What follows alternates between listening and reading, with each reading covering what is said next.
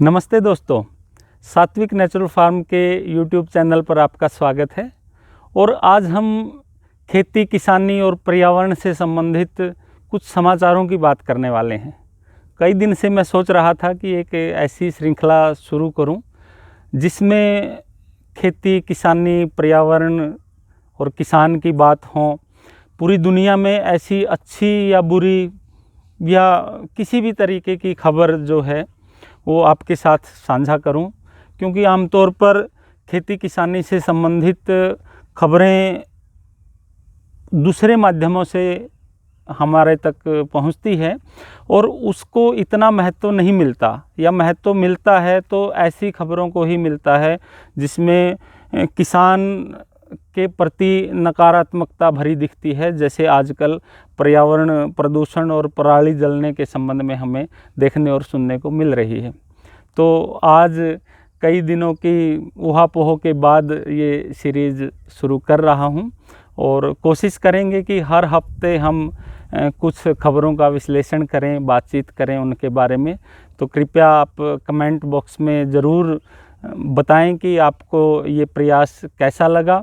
और पूरी दुनिया में अगर खेती बाड़ी या किसान से संबंधित कोई भी सूचना या समाचार आपके पास हो जो सभी के साथ साझा करने लायक हो, तो आप निसंकोच कमेंट कर सकते हैं या दूसरे तरीक़ों से हमें सूचित कर सकते हैं। हम अपने चैनल पर उनको सबके साथ साझा करेंगे। तो आज की शुरुआत मैं कर रहा हूँ आलू और प्याज के बढ़े रेट से। अभी पिछले दिनों, पिछले सप्ताह खबर आई हर जगह कि आलू और प्याज का रेट काफ़ी बढ़ गया है, आग लग गई है उसमें, और आलू का रेट लगभग दुगना हो गया है पिछले एक साल में। और उपभोक्ता मंत्रालय को लिमिट भी लगानी पड़ी, स्टॉक की लिमिट वो लगाई है प्याज के ऊपर। अभी आप सबको मालूम होगा कि कुछ समय पहले ही सरकार ने बहुत सी चीज़ों को, जिसमें गेहूं, चावल, आलू, प्याज और चीनी शामिल हैं, उनको आवश्यक वस्तुओं की सूची से बाहर निकाल दिया था और पूरे देश में लिमिट हटा दी थी कि कोई भी व्यक्ति, व्यापारी, कंपनी अनलिमिटेड स्टॉक कर सकता है। और उसके महीने भर के भीतर ही दोबारा स्टॉक लिमिट लगाने की नौबत आ गई है। और आप सबको मालूम है कि इन 3 कृषि कानूनों को सरकार किसान हित में, उपभोक्ता हित में बता रही है।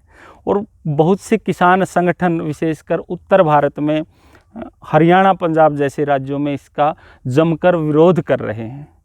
तो ये स्थिति हो गई है। और साल भर में ऐसा कहा है, सरकार के आंकड़े ही बताते हैं, कंज्यूमर अफेयर मिनिस्ट्री के, कि आलू के दाम 108% और प्याज के दाम 47% तक बढ़ गए हैं। थोक के जो दाम हैं पिछले एक साल में। देखते हैं ये कानून आगे क्या क्या असर डालता है। गेहूं के अलावा सभी प्रकार के खाद्य पदार्थों के दाम पिछले एक वर्ष में बढ़े हैं, ऐसा सरकारी आंकड़े कहते हैं। दूसरी खबर पे हम बात करेंगे वो है प्रदूषण के बारे में। एनजीटी जो है, नेशनल ग्रीन ट्रिब्यूनल, उसने 18 राज्यों और केंद्र शासित प्रदेशों को कहा है कि क्यों न प्रदूषण कम करने के लिए हम पटाखों पर प्रतिबंध लगा दें। आप सब देख रहे हैं पिछले कई सालों से, खासकर अक्टूबर नवंबर में जो प्रदूषण होता है उसके लिए सीधे सीधे किसान को जिम्मेदार ठहरा दिया जाता है। और कोई कहता है कि इस समय के प्रदूषण के लिए पूरा किसान ही जिम्मेदार है, कोई कहता है कि वो 70-80% जिम्मेदार है, कोई कहता है 50% जिम्मेदार है। अच्छी बात यह है कि एनजीटी ने इसके अलावा भी कुछ प्रयास करने शुरू किए हैं, किसान के अलावा भी दूसरी चीज़ों को देखना शुरू किया है। ये बड़ी खुशी की बात है। और उसने कहा है कि हमें पटाखों से होने वाले प्रदूषण को गंभीरता से देखने की ज़रूरत है।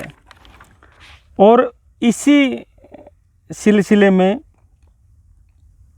एक अच्छी खबर, या कहें हमारी धारणा को बदलने वाली खबर, एक सरकारी संस्था से ही आई है।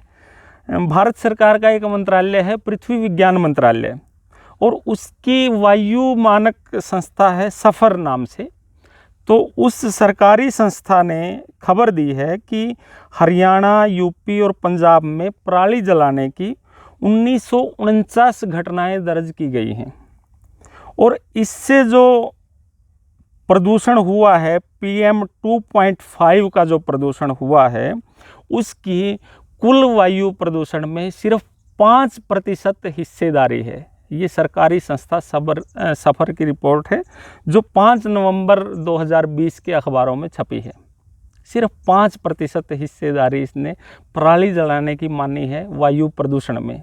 और ये एक आंखें खोलने वाली खबर या आंखें खोलने वाली रिपोर्ट हो सकती है उनके लिए जो वायु प्रदूषण का पूरा ठिकरा किसानों के सिर पर फोड़कर चले जाते हैं। वैसे एक बात हमने देखी है, हो सकता है आप में से भी बहुत से लोगों ने देखी हो, कुछ साल पहले, कुछ साल मतलब 15-20 साल पहले जब हम दिल्ली जाते थे हरियाणा की तरफ से, तो बहादुरगढ़ में जाते ही आंखों में जलन शुरू हो जाती थी, इतना प्रदूषण वहाँ था। और उस समय हरियाणा पंजाब में आज से भी ज़्यादा पराली जलाई जाती थी। मैं आज भी खेत में ही खड़ा हूँ, और पिछले 10-15 साल में हमने जो देखा है, सरकार के कहने से पहले ही किसानों ने पराली जलाना कम कर रखा है। और हर साल ऐसे जागरूक किसानों की संख्या बढ़ रही है जो अपने खेत की पराली या घास फूस को अपने खेत में ही मिलाकर उसकी खाद बनाना चाहते हैं और उसको जलाना नहीं चाहते बिना सरकार के कहे ही। तो जब 15-20 साल पहले, 25 साल पहले इससे ज़्यादा पराली जलाई जाती थी या पराली का किसान का कोई हल्ला भी नहीं था, तो उस समय बाकी क्षेत्रों में, हरियाणा पंजाब के बाकी शहरों में, ग्रामीण क्षेत्र में इतना धुआं, इतना प्रदूषण नहीं दिखता था। लेकिन दिल्ली में उस समय भी आंखें जलती थी। और शायद आप में से बहुत से लोगों को मालूम होगा कि उसके बाद सरकार ने सुप्रीम कोर्ट के निर्देश पे दिल्ली से बहुत से उद्योगों को, बहुत सी छोटी औद्योगिक इकाइयों को बाहर निकाल दिया था हरियाणा और यूपी की तरफ, उनको बंद कर दिया गया था। बहुत लंबी सीलिंग चली जिसका दिल्ली वासियों ने बड़ा विरोध किया था, लेकिन फिर भी पर्यावरण प्रदूषण को देखते हुए सुप्रीम कोर्ट और सरकार ने वो की और बहुत से प्रदूषण करने वाले उद्योगों को बाहर निकाला। तो कहने का अर्थ इतना ही है कि हमें सिर्फ किसान को दोषी ठहराने के अलावा बाकी किन किन चीज़ों से प्रदूषण फैल रहा है हर प्रकार का, उसकी तरफ भी ध्यान करने की ज़रूरत है। नहीं तो गरीब की जोरू सबकी भाभी, या कहें समर्थ को नहीं दोष गुंसाई, और जो ताकतवर हैं, जो समृद्ध लोग हैं, उद्योगपति हैं या प्रदूषण करने वाली बड़ी जो संस्थाएं हैं वो बच जाती हैं, और किसान के सिर पर इसका ठिकरा फोड़ दिया जाता है। उसके सिलसिले में हम यमुना की हालत भी देख सकते हैं, जो पूरे यूपी और हरियाणा से ठीक ठाक हालत में आती है, और दिल्ली तक आते आते, दिल्ली पार करते करते उसकी हालत क्या हो सकती है वो आप गूगल मैप पे भी देखेंगे तो आपको फ़र्क दिखेगा। दिल्ली में घुसने से पहले वजीराबाद तक वो हरी और नीली कुछ दिखाई देती है, और वहाँ से आगे बिल्कुल काली यमुना हो जाती है। तो वो तो किसान या गांव उसको प्रदूषित करने नहीं आते। इन बातों के ऊपर भी देखने की और ध्यान देने की ज़रूरत है। एक किसान के रूप में मेरी यही अपील है। और इस 5 नवंबर की खबर के बाद आज ही 6 नवंबर को जब मैं ये वीडियो रिकॉर्ड कर रहा हूँ, एक अच्छी खबर आई है। दिल्ली और कोलकाता ने पटाखों पर प्रतिबंध लगा दिया है। दिल्ली के मुख्यमंत्री अरविंद केजरीवाल ने वीरवार को ट्वीट किया कि दिल्ली में वायु प्रदूषण बेहद गंभीर स्तर पर है। हम दिवाली पर पटाखों के इस्तेमाल पर प्रतिबंध लगाते हैं। बड़ा ही स्वागत योग्य कदम है। पिछली साल दिवाली के अवसर पर, उससे 1-2 दिन बाद तक भी गाज़ियाबाद, जो दिल्ली NCR में स्थित है, वो विश्व का सबसे प्रदूषित शहर रहा था। दिवाली के अवसर पर, तो पटाखों से होने वाले प्रदूषण के ऊपर या वाहनों से होने वाले प्रदूषण के ऊपर भी ध्यान देने की ज़रूरत है। वैसे बहुत सी संस्थाएं और सरकारें इस विषय में ध्यान दे भी रही है।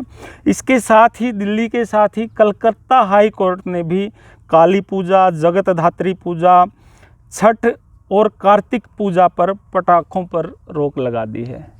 हम इसका भी स्वागत करते हैं और भविष्य में शायद 9 तारीख को सुनवाई चल रही है। 9 तारीख को फैसला आएगा कि एनजीटी दूसरे राज्यों में भी पटाखों पर प्रतिबंध लगाता है या नहीं। कल यानी 5 नवंबर 2020 को केंद्र सरकार के जो 3 कृषि कानून इस वर्ष लागू किए गए हैं, उनके विरोध में देश भर में कई जगहों पर विरोध प्रदर्शन किए गए।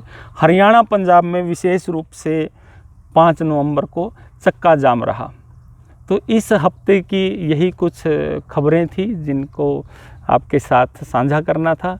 आपको ये प्रयास कैसा लगा? यदि पसंद आया है तो कमेंट करें, और भी इसके अलावा आपके कोई सलाह सुझाव हैं तो नीचे कमेंट बॉक्स में लिखकर हमें अवगत कराएं। कोई सवाल है तो पूछें निसंकोच, हम कोशिश करेंगे हमारी जानकारी के अनुसार उसका जवाब देने की।